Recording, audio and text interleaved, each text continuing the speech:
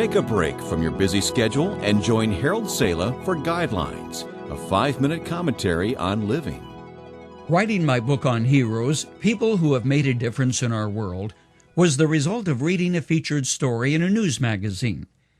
It decried the fact many young people today lack the same kind of heroes their parents had following World War II. The article mentioned a survey of young people today who were asked who their heroes were.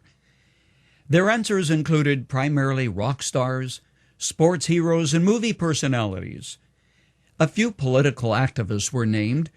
No scientists or educators were included in the list. Neither Billy Graham nor Mother Teresa made the roster. At least it made me start thinking about my heroes. Who are they? And what sets them apart, at least from my perspective? I readily admit that my heroes are generally in a different class than the average youth of today. Perhaps my heroes were different at age 18, though I have to say that most of the people I have looked up to were just as high in my book when I enrolled as a college freshman at age 17 as they are now. I jotted down a list of the people I've held in high esteem. I'll share it with you for whatever it's worth. As I started thinking about my heroes, I noticed that they are not perfect individuals at all. Each of them is flawed in a certain way. Yet there are 3 qualities which they all seem to possess. 1, integrity. 2, deep commitment to their ideals and beliefs. And 3, the willingness to stand apart from the crowd to be an individual. They march to the beat of a different drummer. Dr. Timothy Lynn will always be high on my hero list. This quiet, scholarly man left a real impact on my life during my graduate studies. He showed me that spirituality and scholarship can complement each other. But most importantly, he was a man after God's heart. Bob Pierce, the man who founded World Vision, is another of my heroes. What I most admired in Pierce was compassion, genuine love and compassion, in a world that knows so little of the real thing today.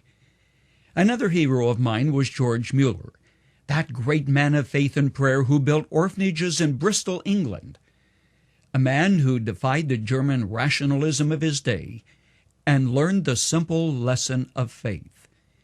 In the same vein as Mueller was a Norwegian-American who has been instrumental in calling millions to prayer, Armin Geswein. Until God called him home at age 93, Geswein headed a ministry known as Revival Prayer Fellowship. Geswein, in my opinion, was made of the sterling stuff that you don't often see today. Hudson Taylor, Adoniram Judson, David Livingston, they're also high on my roster of heroes. These 3 dared to be different by leaving behind family and personal aspirations to be God's men blazing trails of missionary service. I often quote Taylor as saying, God's work done God's way will never lack God's supply.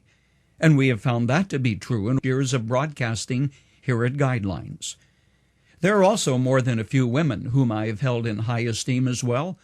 On my heroes list, you'll find names as Gladys Aylward, Lillian Trasher, Amy Carmichael, Elizabeth Elliot, Mary Slessor, Mother Teresa, and my own mother, who was a saint in her own right. There's a vast array of men and women, each of whom is a real hero whose names are unknown, but God knows who they are, and in His time He will reward each of them. Heroes, there are still plenty of them today. They simply need to be discovered and honored.